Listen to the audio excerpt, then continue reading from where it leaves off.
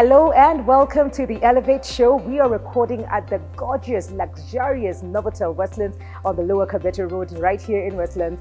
And today on the show, we are talking about toxicity in the family. How do you navigate it? How do you have these difficult conversations with members of your family, especially your family of origin? As a child, growing up, getting into another toxic marriage, getting out of that and rebuilding your life afresh. Let's go find Zulu and get deep into this conversation. Yes, Munkali, this is almost a taboo topic. You know, in Africa, you're not supposed to blame parents or appear like you're not appreciative of where you grew up. And this is a already long overdue conversation. Yes. Because some of us carry suppressed pain, neglect, psychological pain that we are not even allowed to give a name. That's true. Because mzazi ni Mungu wa pili. Parents are God, yes. You know, and you know very well, particularly with mothers, like there's a Mother's Day, and mothers are more like goddesses. Yes. I used to think it's Africa alone, and until I realized in the West, the first person among the first voices to speak had to wait for the mother to pass on, and then to wait on mothers who cannot love. Oof. She could not publish it when the mother was alive. Yeah. And we are not saying all parents are like that. We are saying there are times when family where you were born is the source of the stress and the damage and the pain. Particularly in Africa where we endorsed polygamy. And what is polygamy? Strife, friction. Polygamy only helps the man. That's true. Waambie Zulu, kamera yako ndio hii. The only beneficiary of polygamy is the man who thinks he's rotating among homesteads. You know, and getting the attention of a king. Yes. You know, a kingpin of sorts. And polygamy used those days, the slogan was, it's not about men having many women, it's every woman having a husband. Because husband meant survival, husband meant job, money, husband meant identity. Women are not allowed to exist, to earn money, to own anything. Yes. So after they were deprived of the right to live, then they were offered an alternative of being bundled under one man. It's not that women wanted polygamy. They had no option. Yes. When they finally got freedom, Mwikali is here, who is not in her, forget being the second wife, even being the first, she's taking her time. Yes. So, to tell you that Africa endorsed psychologically damaging climates. Drinking and alcoholism was social activity. Yes. You know where men pass before they go home. When you see Chinua Achebe saying when clansmen sit to drink together under the moon. It's not that he could not drink in his home. Yes. It's that it's good for men to do so. It is good. It was seen as cultural activity. Yes. And it was kind of strength. It was inconceivable that this man is not doing that, what men are doing. And in the river between our own author who said that there was a chief who did not have many wives. He had only one wife. And he consorted her on real issues. And he appeared weak and womanly to other men. But he kept prospering. And when I read in the Bible, Pilate was also another governor who consorted his wife. And his wife would tell him about the issues before him tomorrow. She dreamt about a man who would direct his decisions to a better cause. Yes. Although Africa insisted this way, we see many other contexts where the man collaborating with his wife was beneficial. Just to tell you that the dysfunction came from an endorsed alcoholism, yes. Endorsed polygamy, and where children were not mentored to be individuals. They were just like labor force, like it's like an army for the man, you know, to appear like he has many children. That's part of our problem. Now let's bring it home. Yes. Today, when you come from families where there was no psychological safety, there was wife battering. And it was so accepted and widespread. Yeah. There was FGM damaging a woman's identity because it was not about her body, it was about her identity. Next time they want to confuse you, tell them, it's so that she can deliver easily. We know very well, just nothing to do with that. It was really to break down her confidence. It was to make her not to enjoy life. It was to make her not to connect with herself and her body. Yes. It was an attempt at damaging psychologically. It was a psychological damage. Yeah. To tell you, today those of us who come from homes where we were rejected, compared with other homestead, not paid for school fees, treated like parents who did not plan their future, and I am the plan, I'm the retirement plan. Yes. They educate you, asking you, we educated you for you to educate your young ones. These are not your children. Don't forget about your children. Educate our children. You are our child. We educate the other children. And you are burdened and threatened with the curses as if you're abandoning. Those of us who are coming from a background where by just daring to dream, choosing to be Christian when it's new in many of those cultures, choosing another faith other than the traditional, becoming financially established more than our parents or our peers or uncles, whoever, coming from communal and where there's so much comparison, it was almost taboo to talk about it. Today, in my practice and our work as psychologists, one of the things we must help self-actualizing people is to outgrow toxic family dynamics. It is to outgrow extended family wrangles. It's to outgrow our families who are healthy, but they are the exception. Most of us, the generation that is first generation, second generation, to have a nuclear family where they are intentional with parenting, where they plan their children, that they actually get the children they intend to pour themselves into. But they want to teach values and teach financial establishment and prepare them and steer them through life and protect them from the world. And even sexual assault came from family, cousins. Today you still get people sending the relatives to Mwikali. Let that one stay in your place. They don't care that you have children. You have still house that one for 1 week. The one coming from college, please. You are the first cousin. You are the one we are looking up to. So you still have a lot of exposure. The young children of Mwikali, imagine, for example, having a young family and they don't care whether you're married. They just say, oh, Mwikali in Nairobi, my child is coming over. Fine, look out after them. So we were so intermixed and we experienced exposure, cultural mix-up. So many of us, we experience abuse right under the nose of our parents, who are also the overseers of the larger clan.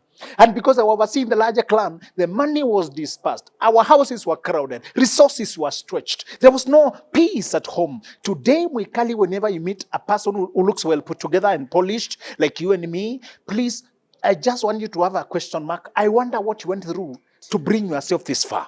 Because many of us would have become alcoholic, would be trying to soothe that absence of our dad because he was a dad to the clan. That absence of our mom because she was so busy with the clan. That absence of love and connection because there was always a cousin, always an uncle around. We could not even bond as family. There was no storytelling. Everything was stretched. Food was overdivided. Clothes were inherited. School fees was delayed. Even when your parents are working, they are carrying the whole clan. Mikali, to tell you, it is true. Let's authorize. Let's allow Africans who survived neglect in the broad daylight, those who survived alcoholism, to hear screaming dad, some of them were collapsing and we had to manage them ourselves. Our moms were being battered, our sisters who could not be taken to school, they were told to get off and go get married. The girls were to break far away and start a new life. The men who refused alcoholism and early marriages and they were seen as they were weak. The men who have one wife and living in nuclear family, they're still being seen as outcasts because you did not marry from that tribe, they wanted you to marry from the village. Those of us who survived Africanism, the cultural Africanism, and we are wounded for it. We are labeled that we have Illuminati because we have money. We are labeled. We are carrying that tumekaliwa chapati by our wives because we are not dictating and beating them down. And bring her home to take care of cows. Women should be home taking care of cows. Why would they take Mwikali who can shine on TV to in the forest to be the cows? She can earn money better here. And then this money you can pay her husband. This money you can pay chicken if we need the chicken. Just to tell you, we are forging a new frontier of a realistic environment that is healthy, of our children that we name them intentionally and give them identity intentionally, culture intentional. For example, how many African cultures had a written family culture? It was not written. It was just person verbally and intoxicated, and we have a rich dad who became a businessman, but when he died, everything scattered with him because he just had money. He did not give us meaning. He did not explain the heritage. There was inheritance, not heritage. And then he has children over there. At his burial, women pop up with children. Say, he also want inheritance. This is his child. At the will. Today we have lands that are prime and they're lying idle because of 30-year family battle at the court. Because this man was so scattered, there was no will. Africans were avoiding writing will, declaring what they want after they're gone, And to tell you that, if you are hearing us today, just like the story we are handling, and you are dealing with what is so personal and so deep, we don't have enough time to tell you about narcissism that Africans can't even name, yet it is so widespread.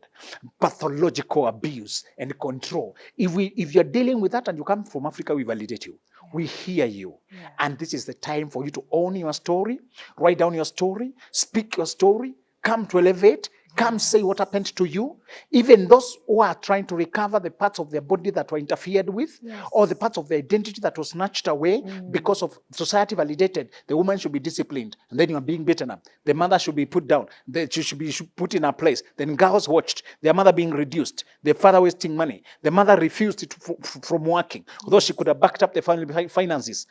If you watched all this Africanism, what was normal in African culture, but so damaging to you, we allow you to talk. We are here to tell you that you are right. This is the first generation in Africa for us to be psychologically informed, intentional, and to have families that are safe for children and for ourselves. Absolutely.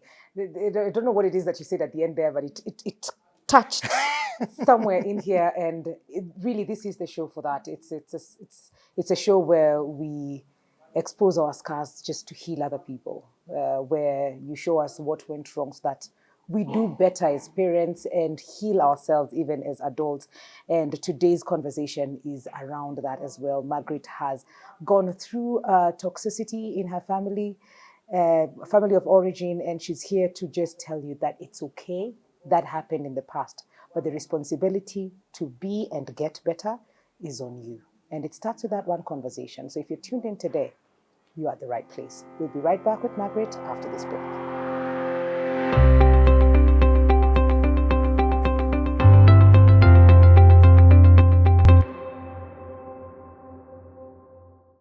Welcome back to the Elevate Show. The conversation we're having today is family toxicity when blood becomes a boundary.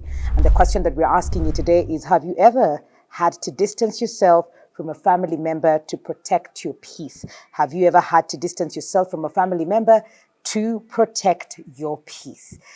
Let us know. NTV Kenya on all of our social media platforms. And like I said before the break, Margaret Kimwaki is here with us to share her story with us and for us to draw lessons and for you at home to relate, heal, and pass on this information to somebody else that needs it.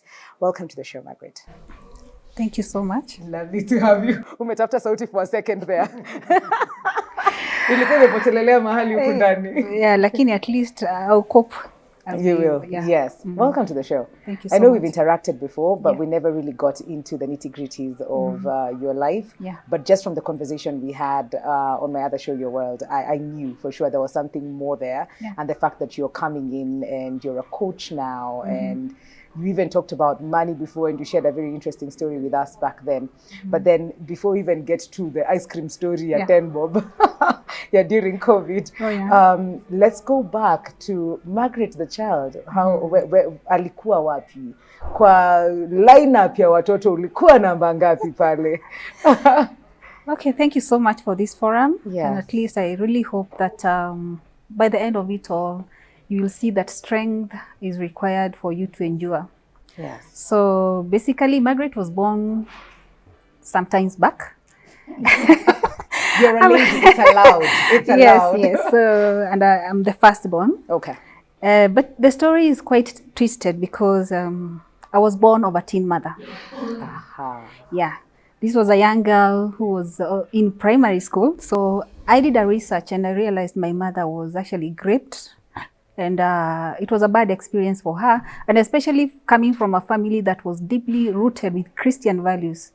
And well, the swiftest thing that the mother of my mother, now my grandmother, thought was actually, hey, now whatever is happening with this family, we actually have to do an abortion.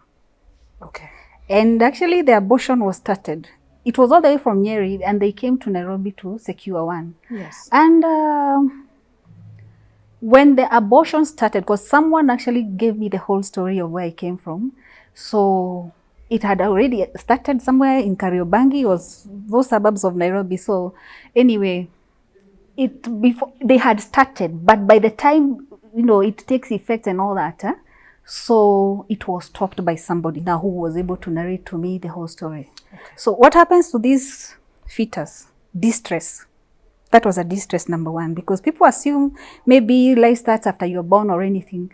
Kwanzia pale hiyo conception, I understand it was around 4 months.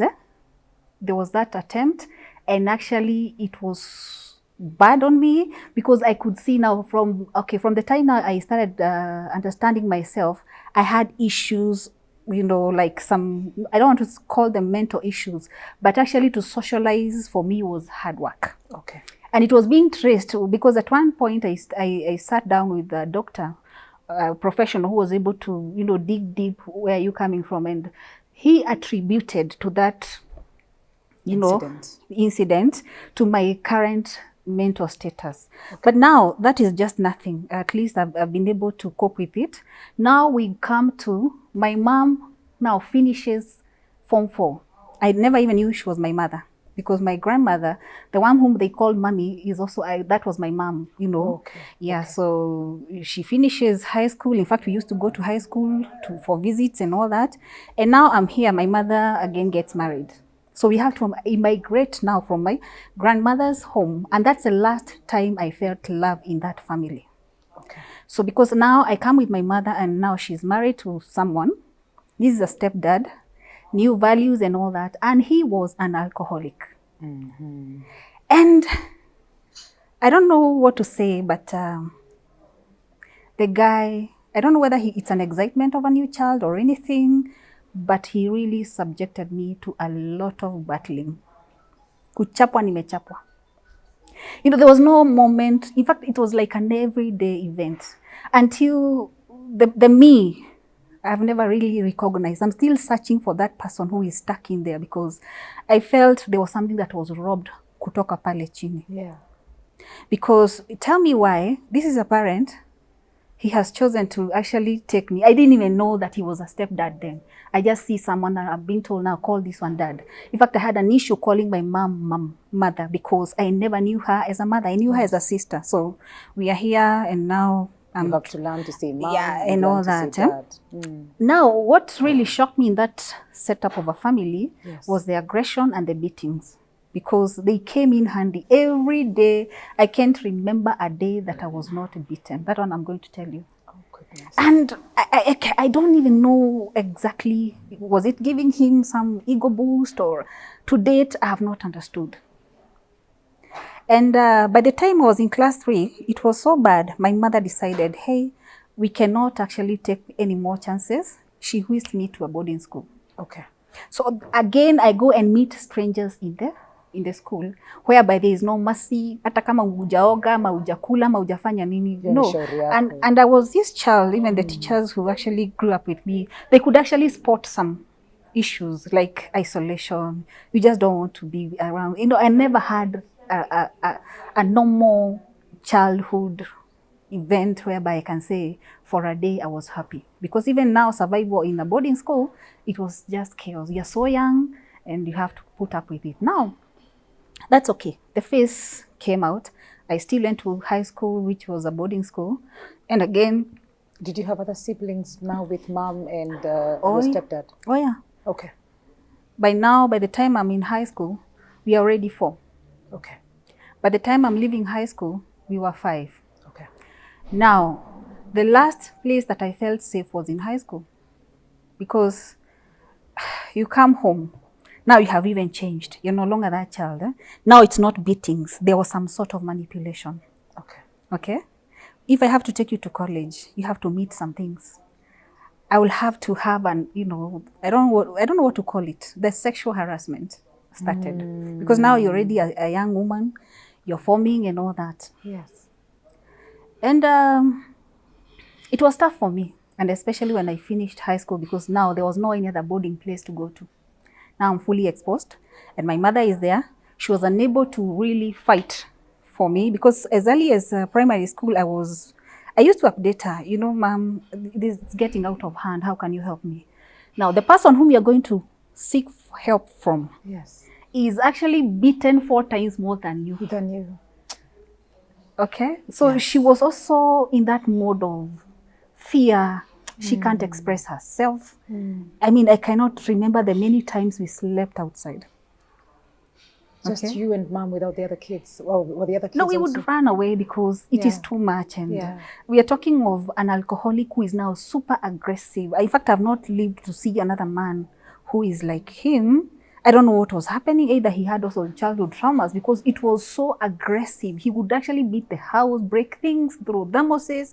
Chai ndio imekelewa kwa kikombe, mama yangu nimeona akirushiwa. You know, there was some, it was just bad. It's a man who would come and actually take a stool and kill a cat. You know, you just bang the cat and the cat is dead. So all those things, Yeah. they took something away from me. Yeah. Yeah. It's okay. It's okay.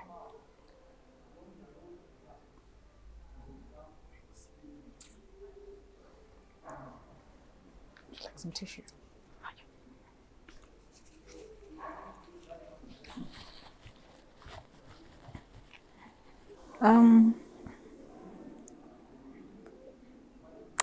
I don't think there's a heart that is old enough to accommodate pain. Whether you're 1 year old, 20, 30, 40, 50, name it. As long as you're breathing, you're a human being. There is no way you can say I'm conditioned to actually take pain. Because see this, look at this. From childhood, those things that I faced to date, they come out. Like for instance, I cannot stand an argument. Sometimes I just walk away because I have to protect the least that have been left with me. You know, you end up being a coward that you're never supposed to be. You end up not even having a career that you are supposed to have, because you can imagine this is a father who is telling you, for this to happen, this, you know, conditional love. For this to happen, this must happen. So what happened was I refused to give in. There was no way I was going to be bought in that kind of menace. And considering I had dug the past and realized my mother was tortured in the same way, I refused to be part of that again. So what happens to me? At a young age, I ended up in a very early marriage. And this is the time you're supposed to be making a career. You're supposed to be making the person who is supposed to reflect for the rest of your life. This is from 19 up to around maybe 27. You're supposed to either to be making a career. Yes. Now what happens to me? Anywhere away from home was better. Anywhere. And I'm there, I'm vulnerable. And I don't want to blame anybody, because anyway, where I fell to, it was in the hands of a man. Yes. And now the so-called marriage started. And this is a teen marriage. For him, at least, he had a few years ahead of me. But now we start a marriage now. This wounded girl, again, you conceive. Now you're bringing up another child. And you're a child yourself. So by the age of 25, I had 2 children. And I thought maybe that was the end of the story. But, well, the way things happen, I have 4 children by the time I'm 30. And considering the state of mind whereby you need this engine actually to run things well, but now you're here distorted from the pain and the traumas that were not addressed, and now you're here, you're a mother who is fully wounded and you have so much in the head and so much pain. Now you're bringing up these children. Again, I don't know how this we call it a vicious cycle. Yes. Okay? Yes. The person whom I attracted also had issues. Alcoholic. Oof. So, for 24 years in a marriage, I don't want to say it was hell on earth, but to my viewers who are there, wait for the right time. And never try a shortcut because of the pains. And in today, as Benjamin Zulu said, in today's world, there are psychologists who are available. Talk to them. Make yourself available. Because in all these storms, it took me so long to find someone who would sit me down and tell me, hey, you're heading to the grave. Guess what happened? I had a nervous breakdown. And that moment, I died from the neck to the foot. I couldn't move, I couldn't eat, I was just there, just the head, I'm just rotating the head. And the doctors actually now told me, you know what? you have to let some of these things go. So what happened? My body has been damaged because of taking so long. Like for instance, I have so many diseases, lifestyle diseases, too much stress, too much strain. I'm a deprived human being. But the best thing is I have refused to give up. Yes. No matter what. Yeah. I'm an ambassador of not giving up. Yes. I have cried my tears. I have reconciled myself. Yeah. And I'm not afraid to say, I'm coming out, and where I need help, I'll still scream it out and say, hey, I can't anymore. This is it. So a journey of living with your people who can harm you, it's critical, it's serious, it's dangerous. Yeah. It's one of the ways to make you die before your time. I don't know whether there's time I can tell a story. There is time. We have time. Yeah, so at the age of 25, my mother's home broke. Now I have 2 children. She had nowhere to go. Remember now, she was just amewekwa baridi, hata hajui moto inatokanga wapi ama kunaendelea aje. Yes. So when she left, she had no idea hata kitunguu na nyanya naweza weka pale niuze. Yeah. The woman was battered. The woman was degraded. You know, the way unatolewa kila kitu na back to shell. Yes. Now she is here. Now I have 4 siblings. What do? I accommodated them. All of them? All of them. And you know what? I'm still struggling. Remember, I have not made a career. I have made babies. I'm a mother. I'm minus anything valid in my hands. Yes. But you realize that most people who have suffered, they have so much desire to help. You feel like when you're helping, there is some sort of, I feel good. Yes. I was a victim of that. So these people, anyway, they came. And I do some analysis. I'm like, that time I was married. I do some analysis. I'm like, okay, fine. What can we do here? Do you know what we did? Tuliuza kila kitu kwa nyumba. We headed for Sudan. Ile place you're going, there is no work ready for you. You're just going to kutetemeka tu huko alafu. But thank God, we really trekked in Sudan, and within a week, at least we had something. Okay. What was the intention? At least I helped these siblings plus my children. Now that is where hell broke loose. These are my siblings, step siblings. I had left them with 2 children. Do you know what happened to those kids? To date, it's a trauma. I'm still paying a price to date. Oh my God. What happened? My firstborn is a daughter. She was 8 years, I think 7 years when I left her. So the small uncles now decide we have a wife.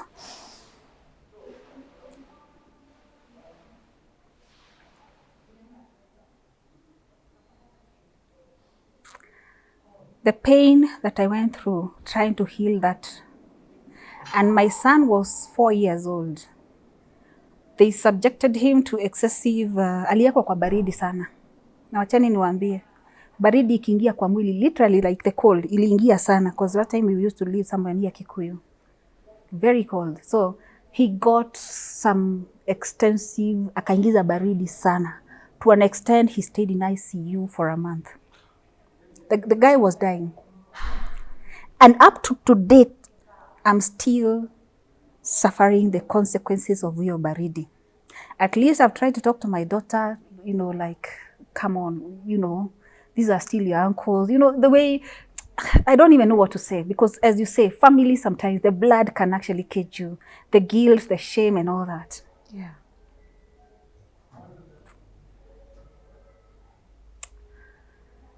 All in all, I forgave them without the law taking hand in it, because again, this is family. Yes.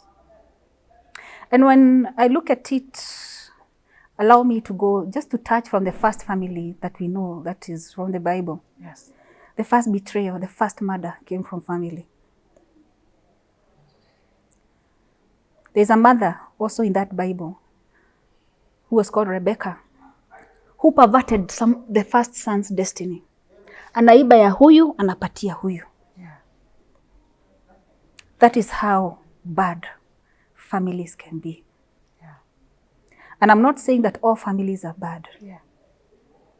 And I love families. And when I see a good one, trust me, I celebrate because I'm like, I wish I was there. All in all, even as forgiving is very okay, Yeah. sometimes what I have to say, boundaries are very, very important. Okay. And now the boundary setting is where now the pain comes, because this is blood. You are taught, like Benjamin said, the cultural way, mzazi ni Mungu. Sijui, you know, like I tried to raise that issue. Nobody really wanted to hear me. Why did you do this to my daughter? Yeah. Why did you molest my daughter? You know, that thing ilienda ikafungwa ikafunikiwa, and I'm supposed to survive. And they are you ask, and they are you know, I'm a parent, you know, why are this one, wacha tuisovia hapa, uifunika, then case gone. The trauma loops are so much. And the toxicity that happened from that time, trust me, it is still speaking in my house, because my children cannot actually face their aunties and uncles with peace. They have refused. They have put a boundary. And you know what I've said? I am not forcing issues. No. I am not trying to reopen that, because again, the generation that we have today, these people are strong. They know what they want. And they are like, I'm not sugarcoating, mom, uko siendi. Ni sherehe, nyinyi endeni, mimi siko. And they are okay. And they hata afadhali tu akae kwa nyumba. I have plenty emotion and words I could use if it was not on live television. But Zulu, I'd just like to rope you in on this. It's quite heavy. I think Margaret is one of the strongest women I've ever seen. Even to come and open her heart Yeah. and show us what can go wrong. Yes. When a girl is neglected. She was born to a teen mother, adopted by the mother to the mother, raised fairly well under protection until that mother is married and she's carried to that step dad. And this stepdad then sees severe psychological problems. And because Africa does not acknowledge psychological problems, Yeah. torment happened. A girl is being beaten up daily. Daily. And there's no safety. She flees for safety into the hands of another, like the father, sort of, kind of. She has not given us it. It's an unsafe environment. Yes. Just looking for somewhere to be safe. I think one thing that underscores what Margaret is telling us is this. A girl is so unsafe in this world. A child, both, but a girl more so. So unsafe in this world that if she's born to a teen mother who is not sure, is to her better she remained with that grandma and grown there to know who she is. Yeah. And there's a message she has said that I want to echo. Yes. Because Mwikali today, the economy has opened more. There are more options. We have rescue centers, we have children homes, we have teen mother homes, we have places where now institutions a girl child may run to. Yeah. Those days, there were fewer options. Anybody in that situation, and I'm sure that's one reason she's coming, should be very happy to talk to a girl who is lost like that and to direct her to places that she can find help. Yes. But let's anchor this here. She said you should find your life before you try to find love. Absolutely. And you should not think marriage will be your escape. You should not think a man who's rescuing you will treat you like somebody special. You should not think that where you're going, because you have nowhere to go, you'll be treated like a lady. You'll be treated like a refugee who should accept everything because you are being given somewhere to sleep. Yes. Mwikali, there is no safety in running to find love or marriage when you cannot handle your own life. And that assault that started the whole thing, where the first mother was molested, and there's no justice. Yeah. I'm glad that we have had cases today where the government is following up and cases, but can parents be so close to their children and protective that anytime your child tells you something has happened, you don't hush? Yes. You know, they would give a goat to the parents, and the child who was molested is left. Now it's assumed there is justice when a goat has been given to the parents and life has already been twisted. I'm glad that we are beginning to open up these conversations, that there's sometimes what she said, the least safe place can be the home. Yes. The least safe place Yeah. can be the home. And if we have a conversation like this and somebody feels validated, that you may have sometimes to cut off. The children are right to say we don't want to talk to the monsters who traumatized us. Sometimes it's re-triggering, forcing a child to face Yeah. the same devil Yeah. of a human being in the face and greet them. That's not about forgiveness. That's about just putting your boundary and living your life. Yes. There's even a verse in the Bible that people don't like preaching. There's a way people can mistreat you and you should treat them like an infidel. There's a verse that says sometimes you should treat people like you never knew them. Yes. You know, those Yes. children are completely within their rights to say, I don't want to be re-exposed to a person who broke every part of me and I'm trying to piece myself together. Yes. I have forgiven, but I don't want anything to do with you. Yes. Mwikali, let's bring back a place where we can restore dignity of the Yes. girl child, dignity of the boy child, and lastly, you who are empaths, like Margaret said, when you have suffered, you want to help others so they don't suffer like you. When you hear that mother has nowhere to go, you want to tell her, come here. Then you even pack and go to try and help your siblings, leaving your children exposed. Oh, God. I think once you become a mother, once you become a parent, you should become selfish. Yeah. And say the survival of my own nuclear family comes first. Yes. The survival of my children comes first. Whoever else has children, could be my mother with her own children, I can assist you after I've assisted. When you bought airplane, what do they tell you? Yes. Should something happen and the oxygen mask drops, you should put on your own nose before you put in your children. Yes. You should make sure you're breathing, and then you're the child. And then that's how you think in real life. It's counterintuitive because mothers want to care about the child first. You know, sometimes self-care doesn't sound too polite. Yeah. Okay, but I Yeah. want you to close your house, Mikali. Stop bringing people just because they're homeless or they fought with their husbands.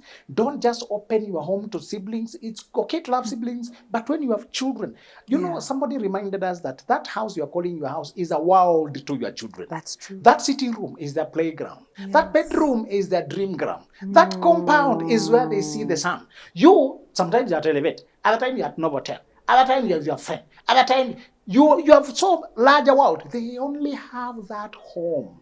Before I bring a person, I think about those small people. This is their world. How will it affect them to have somebody lying on the couch where they usually come to sing?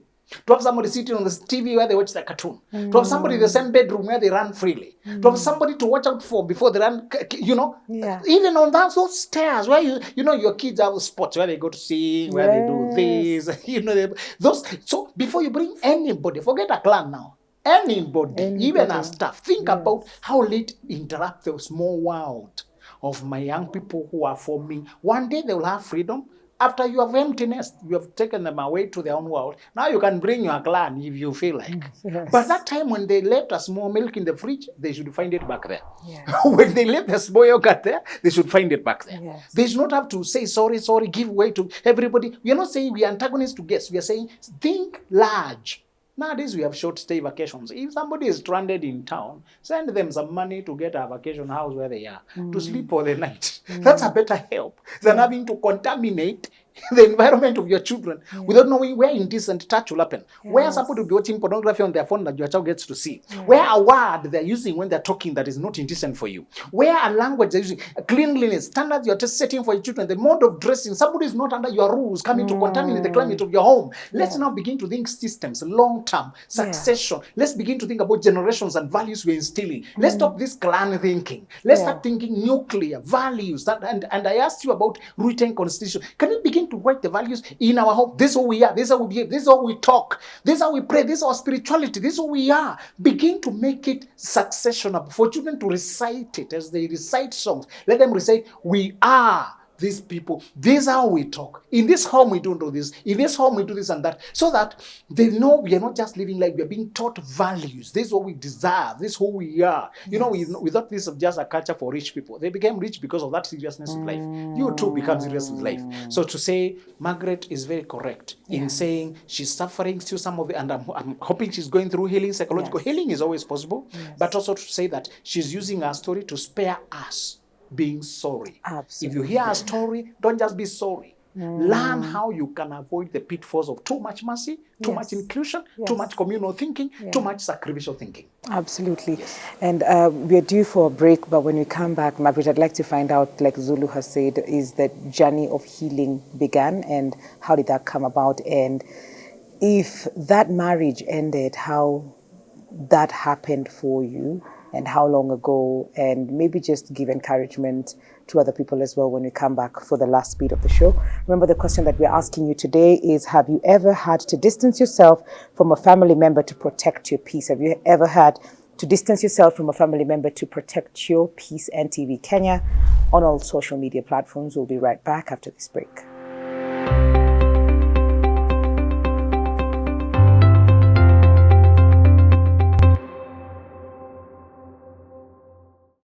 Welcome back to the Elevate Show, shooting right here at Novotel Westlands. And the question of the day today, as we talk about toxicity in the family when blood becomes a boundary, is, have you ever had to distance yourself from a family member to protect your peace? Have you ever had to distance yourself from a family member to protect your peace? Please let us know. You can share your story with us. And if you'd like to come onto the show to share your story, please, the email is on our screen right now. So just send us that email and we'll get back to you. So just before the break, Margaret, and thank you so much for sharing. I know this is not easy for you. I can see the emotions come back. But even as you explain your story, there feels to be a lot of knowledge, a lot of research, a lot of work or inner work that you've done to understand where this journey began. And because it's not just a story, it comes with lessons in between. Nakusikia tuko katikati huko, this is what happened, and please, if you're listening, don't do this and don't do that and don't do all of that. But just before you tell us how you were able to put up the boundaries, this marriage, how long were you in it for? Well, I was in this marriage for 24 years. 24 years. Yes, so that's a long time. Yeah. And apparently all the kids, let me say, they're not all grown because the last born is 14 years. Okay. So they are still in the gap of trying to mature and all that. Yes. Let me say, once you get, anytime you do something in a premature way, trust me, there's that incubation period. It's like my marriage was in an incubator. There was nothing so real, especially like now I'm able to talk about it even without breaking down. There is that the incubation was just to try and move it to maturity. You know, the way you give a birth to a premature child, yes, and then you have to be taken to the nursery and, you know, that process. Yes. So it's like I spent the 24 years in incubation. There was no maturity. Because again, I realized you can never change a character of a human being. And those people who are trying to get to marriage and you're like, okay, this is a drunkard and somehow I'm going to work it out. Don't be the deputy person to actually move in and try to be a rehab center. Because what I can see, yes, I was a rehab center. And what happened during that time, and I'm not trying to soil any garment of anyone. That's the truth and that's how it is. My home was flooded with alcohol. Okay? Yes. And especially now, the children are here. The pressure is too much. Now, the man was now taking more of alcohol instead of reducing it. Okay. You know, somehow maybe trying to run away escape, from deal. Yes. And so the way Benjamin actually talked about being an empath. Yes. Trust me, I have given my emotions, given my brains, I have given until I was left a shell. Yeah. And that's the time I realized now, kaburi imefunguka, wewe utaingia ndani. And trust me, it was so bad because I became blind. Okay? Oh God. Yeah, stress. You know, people have no idea how much stress can actually kill you. So many people are not even dying of HIV and all that. Stress inaua. So because by the time my eyes ilizima, what else ilikuwa inazima ndani yangu? Yeah.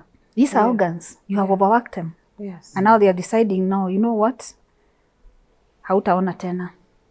By the time I was realizing it's time to get out, sikuwa natembea, nilikuwa kiwete. And it just happened. Si kugongwa ama nini, nimekaa tu. And then I tried to wake up. I could not move. So you see, my body was shutting down, pole. And I'm like, I tried to go back to the drawing board. I was just like, you're that girl who was being celebrated. Because actually, like my KC, let me go back to those childhood things. Because like my KCSE, I think KCPE, I was number 1 girl. Ni vile tu hatukuwa na, zinaitwaje, rushwa hivi.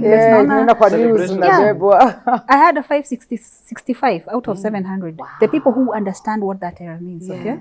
So that was a bright student. So I decided now, let me go back to that person who was actually even being able to make it in class and all that. Eh? Yes. And I'm like, what happened to me? Kwa nini nakufa nikiwa hapa? Do you know, nilipelekwa hata Lions, hakuweza hata kujua ni nini mbaya. Because macho, wanasema hakuna kitu, but mimi sioni.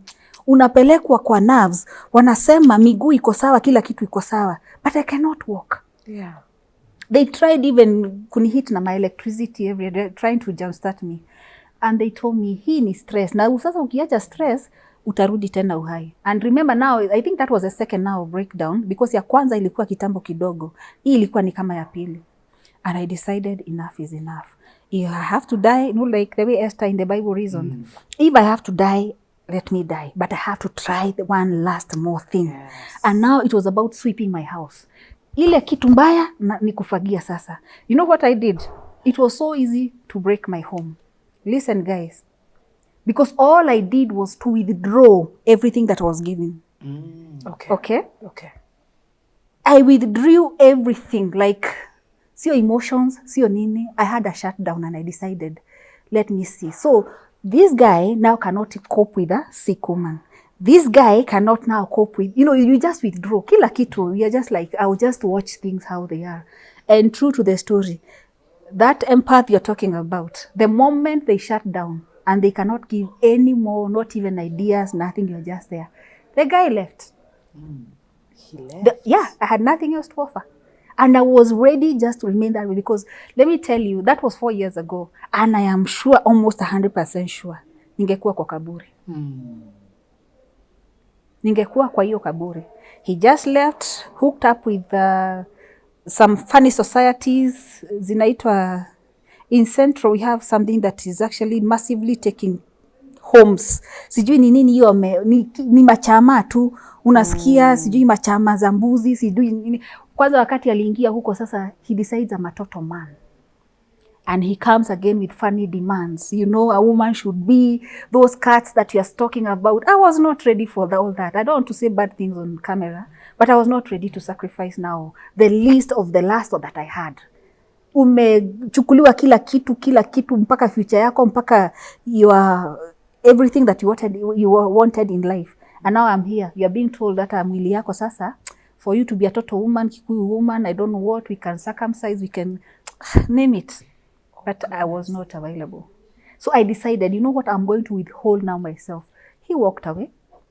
4 years. I have never even tried to understand where he went to. But once in a while, nasikia watoto wakiniambia nimeona daddy mahali. I'm not bothered and I'm not mad. I cried my bit because I cried. I mourned for my family, for my marriage for 2 good years. Yeah. Nikaambiwa na watu peleka yeye kotini. Nikasema baba ya watoto wangu simpeleki kotini. Naenda kumpeleka afanye nini? Sometimes mercy, as you say, you can be like some sort of, people can think you're stupid. But today, all the revenge that I could not do, God handled it. I will not go to details of what has happened to him. It's not my happiness. He's the father of my children. But at least at that moment when I drew those boundaries, he left. And I think it was okay for him to leave. Okay. And in terms of your own personal healing and the need for that, because I know you're currently walking this journey with Grace, but how did that come about? Trying to find yourself again, trying to understand what happened. To regain eyesight. To regain eyesight. Thank you, Zulu. Yes. I have realized every human being, we are so powerful. You guys, you have no idea. Because si kupotea Lions, mimi mwenyewe nilichukua jukumu. The way you speak to yourself, you jumpstart yourself. Because now I was realizing, sasa, the next thing ni moga, alafu kwa kaburi. Hawa watoto wataachiwa nani jamani? Yes. If the uncles and the aunties are the way they were, and how they have treated them. Sasa hawa na baba yao ndio huyo. Sasa hawa watoto nitaachia nani? Trust me, that strength. I don't know whether it's divine. I don't know what to call it. Because there's no science that can actually tell me what happened to my eyes.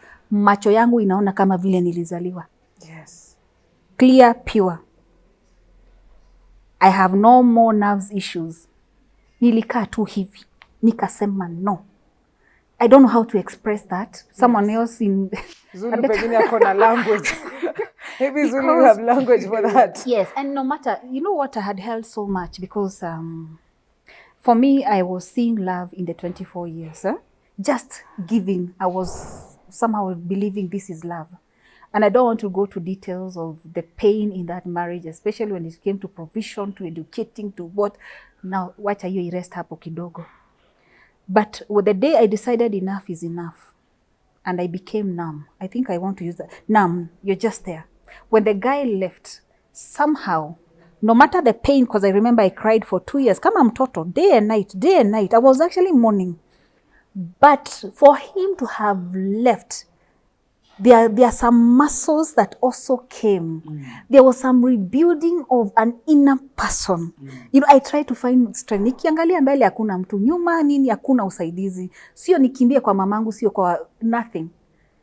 And that time, kitu tu inakuja niambia, amka, there's another day. Amka, there's another day. Amka, jaribu, inua hiyo miguu, fanya hiyo therapy.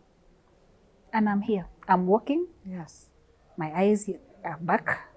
And trust me, if all those things were happening, those physical things that I could see, like the eyes and the walking, hata ndani, hata akili, those things that I cannot tell. Yes. Trust me, there was a lot of healing. Yes. And I will not say nimefika. Sijafika. Okay. In fact, if anything, like Benjamin, you were talking, do you know the chaos that were brought in my life? Kila kitu, kama hii ni maji tunagawana watu 10. So it's a bit and a bit and a bit. Nikajinyima una distribute to you. I kept distributing until you have nothing. Now the same people whom you are distributing with, look at this, the families and the toxicity of this thing. Saa hii wananitusi. Saa hii hawezi wakaongea na mimi. And I'm very okay. I made peace with that rejection. I made peace with it. It's not about pride. It's about knowing up to here, nikipush tena, hapana. We have shared the same womb in my mother's womb. Lakini, kwa sababu mlishikwa na mkanaswa, na mkawa hivi na hivi, and especially for some of my sisters, they were very bad because katika hii hali ya wameingia kwangu, there was some issues with my husband and them. Oh no. Okay? So, ile respect ilipotea kitambo sana. Yes. Because there is no way, kama mume wako ananitongoza yeye ni nani? You know those things? And they tell you to your face. Okay. The actions were speaking louder. Okay. It's an attitude. Read between the lines. Yes, because this is what it is. I mean, si tuko hapa. Yeah. And I am here. So, it's a whole thing when you welcome all those, I want to call them, pest. Okay? These are parasites. No matter what. They come and they take. Na watu wachunge sana. Let me tell you, the worst enemy, ile kitu nimekuja kugundua na ndio manake nilianzia pale mwanzo, anakuanga within the household. In fact, the Bible says, the enemy is within the household. Yes. Kwa nyumba tu, Muikali, you're not going to harm me. Benjamin, you're not going to harm me. These people around here, they are not going to harm me. They have nothing against me. Lakini huyu tumemwona akimea, the comparison, the competition, hizo vitu zote zinaleta distortment kwa familia. Yes. Okay? And especially now coming from a family that the parents were quite abusive. What happens? Ni kila mtu na yake. Unatuambia nini? All those, it was such a mountain of so much wrongs that nilijaribu hata mimi mwenyewe as a first one try to make peace. Wakati niliona sasa nimewezwa kabisa. You know what I did? Yeah. I drew boundaries that are very tight. Okay. Super tight. In that, sitaki kusema ni withdraw, but I'm at peace. I'm at peace. And I'll go for years and years with them without seeing my relatives. Yeah. Some of them now come and they are like, sasa tumekuja. So unapotea, tumekuja. And still there is that, hakuna closeness. I'll be closer to you more than my own family. Yeah. Zulu. Terminology uko nayo because... Yes, what you guys are looking for, we call it catharsis in psychology, where you release pent-up stress. And there was a woman whose son died and he had converted to another religion and he was buried immediately. She did not get time to grieve. Yes. And she also lost her eyesight. That was an auntie to my lecturer. It was so personal to her.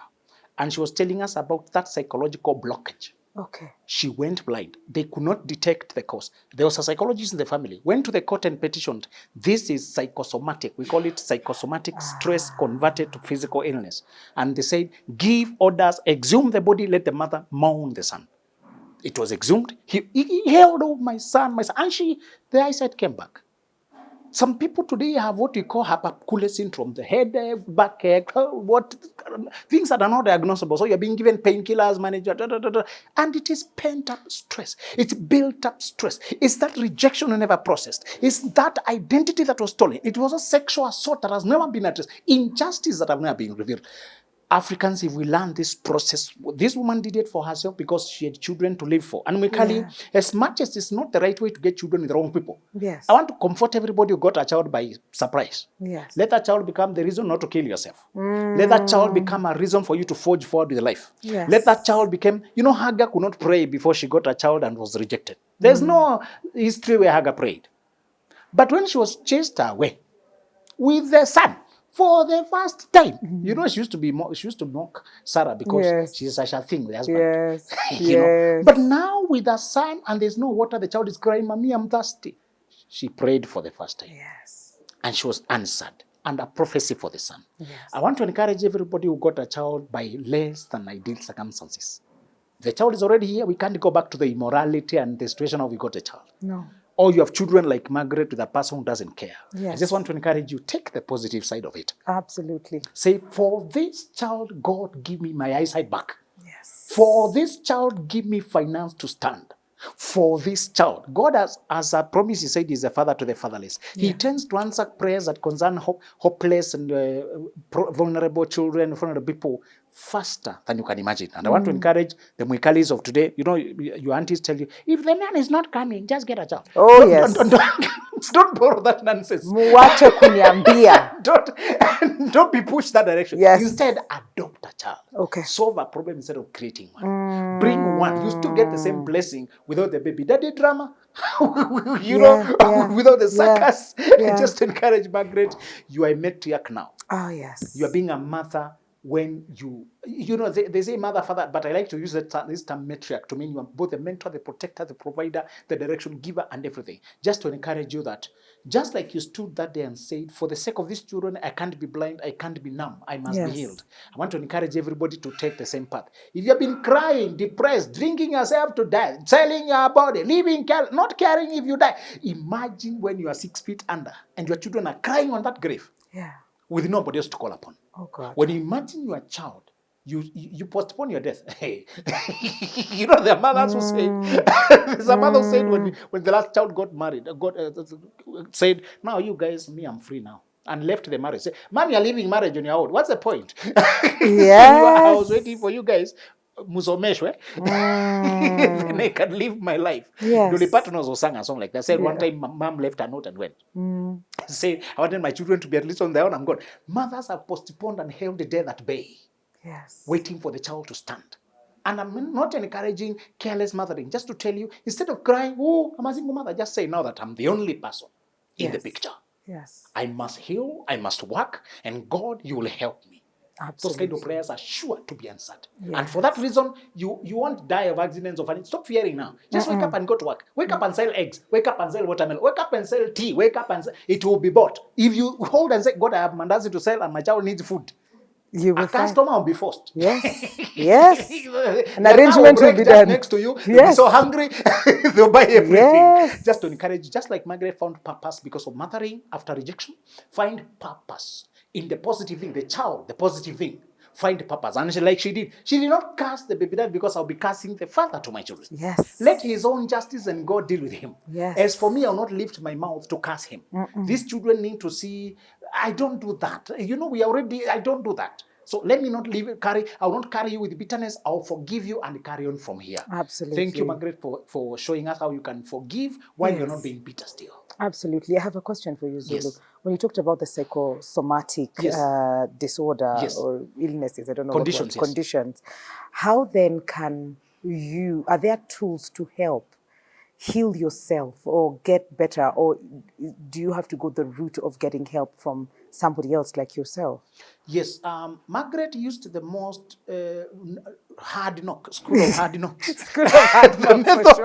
It's like I sat there and I talked to myself. She bit the bullet. Yes. I don't encourage you to bite bullets. Yes. Like Margaret, we have apps actually. Nowadays, you can go to a A human therapist is the best. Yes. Okay. But if you need to pay and you don't have money immediately, Yes. you can use software apps, or you can Yes. use a friend. You can go to church. Okay. You can cry out. She cried for 2 years. That what she was doing alone Yes. is what we do. Yes. We usually write it down. We confess what you feel. You talk it, and people usually avoid because feelings come back. You start Yes. re-experiencing the thing as if it's fresh. Start feeling it in your nervous system. Start feeling, but it's coming out. It's flowing now. You've been holding it. You start feeling lighter. Lighter. So you can actually release with a therapist, or with nowadays we have apps that you can talk to and they talk back. AI, thanks God to AI. Yes. Or you can use a friend or your spiritual exercise. And usually before dramatic events happen, me and you should have an exercise where we release stressors of life periodically. Absolutely. Once a week or once or whatever period. Go write down what you feel or narrate it. That's why you should marry your partner who can be a therapist, a friend to you, who can notice when you're not okay, when you're denying it, and who can help you release anxieties, and who can laugh at, sometimes you laugh it off, and you release. Find a way to release things before they build up. Absolutely. Thank you so much for that, Zulu. And maybe on your healing journey, has counseling been part of that for you, and maybe for your children as well? Let me say that I involved somebody, but it wasn't deep. Okay. Because by the time we were getting to a point whereby hata sasa hamna chakula, hamna nothing, like everything was dry. So mostly it was not per se like counseling to heal the spirit, to heal the inner person. It was more of an action, like chakula tutatoa wapi, those kind of, it was a hands-on thing. So per se to say that I have been to a counselor and healing and all that, I know there is one friend of mine who is in these issues. It was top layer, like how can we help? She actually helped materials and all those things. What was needed at the time in terms of like emergency. Exactly. But inside me, there is that thing, like Zulu says, that nearly force. In fact, I hadn't realized how hard that was until you hear someone else. I've just understood it right now. I forced the me, and then I was talking to God. Those are the moments when I kept a chair right in front of me and I'm like, you created me for what purpose exactly? Why all this pain? Why did you leave? And I would challenge him with a word. You said you're the father to the fatherless. Now look here, I am here. Where are you? What is happening? This is school fees, this is food, this is, like I was an aggressive person. But there is that thing, kumbuka kutoka pale kitambo, not outgoing. I don't know. I don't want to call myself, maybe I'm not an introvert. I was forced maybe to be one.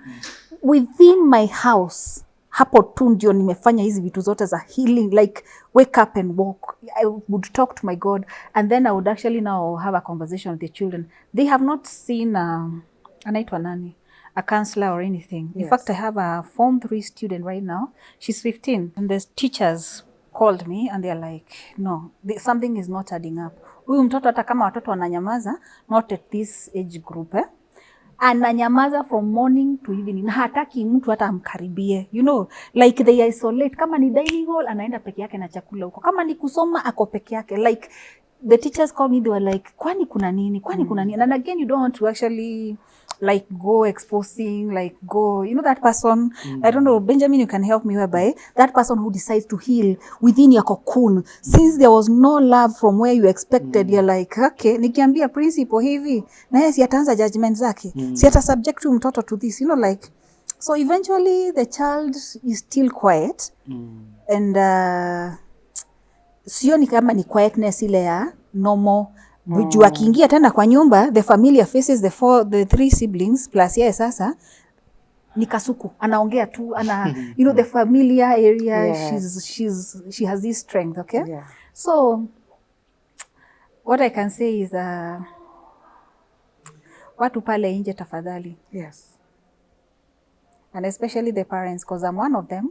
I'm trying to heal, and I've had something that I didn't know. Probably I took a lot just for myself. There are those apps, there are those AI things. Kindly, if you cannot afford, just try to find a circle. Don't try maybe to heal by yourself, because again, kuna damages za kukaa peke yako. There are damages no matter how strong you are. Like now, probably from where I'm coming from, people might misjudge me. Ule ni kujikalisha, mara sijui huyu ni O positive. You know, there's this shenanigan going around the internet. They're O positive, I don't know what. Character, very funny. But trust me, it's not about the O positive or anything. Sometimes the biting was too much in that any small piece for me, it is so valuable. Staki stress, na sichuki watu, but nimejikokuna sana, sana, sana. Okay. Okay, maybe with that you can also give us your parting shot before we get for Zulu to close the show for us. An encouragement. Yes. Yeah. Okay, so what I can say, don't kill yourself. Don't die for the things that you cannot handle. Come out, speak, try to rebuild yourself. It is never too late. There's always a better thing coming tomorrow.